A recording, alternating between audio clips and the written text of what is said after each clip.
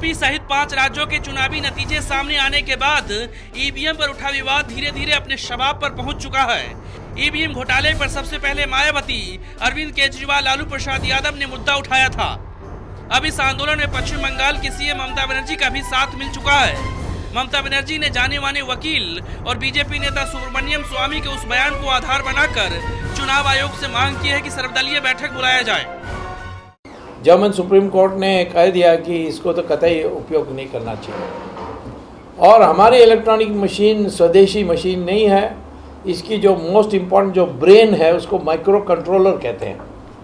वो micro controller Hindustan में उसका उत्पादन नहीं होता। वो माइक्रो कंट्रोलर एक जापानीज प्राइवेट कंपनी करती है और इस प्राइवेट जापानीज कंपनी करने के मैंने उनके मालिक से बात करते हुए समय उनको पता लगा कि जापान में भी बैलेट पेपर ही है।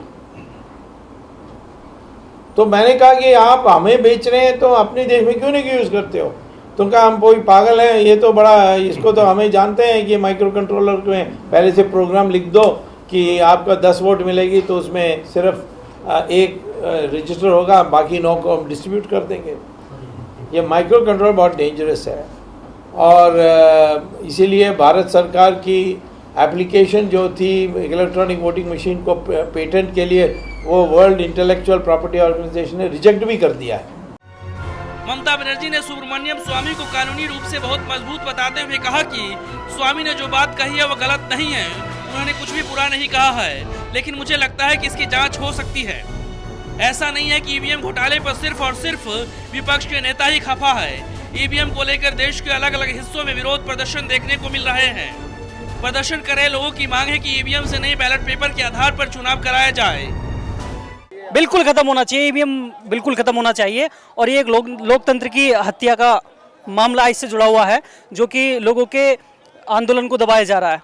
गलत तरीके से सेटिंग कर कर आप 325 सीटें दिखा रहे हैं, ये बहुत गलत है और ये खत्म होना चाहिए। ई बैलेट का चुनाव होना चाहिए, बैलेट पेपर से चुनाव होना चाहिए, उससे लोकतंत्र बच सकता है। ईवीएम का कोई भरोसा विश्वास नहीं है, ये तो पूरा देश के साथ में बहुत बड़ी गद्दारी है।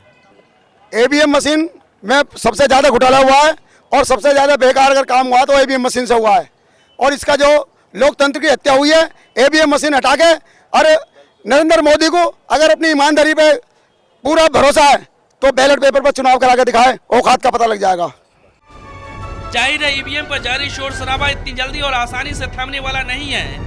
मायावती पहले ही कह चुकी है कि इस मामले को लेकर कोर्ट जाएंगे, तो दूसरी तरफ विपक्ष एकजुट होकर बीजेपी पर हमलावर होती जा रही है। वैसे देखा जाए तो ईवीएम घोटाले पर बीजेपी अपनी तरफ से कोई खास तर्क के साथ जवाब नहीं दे पा रही है, लेकिन विपक्ष का आरोप है कि 5 राज्यों के चुनाव में कोई बड़ा खेल किया गया है।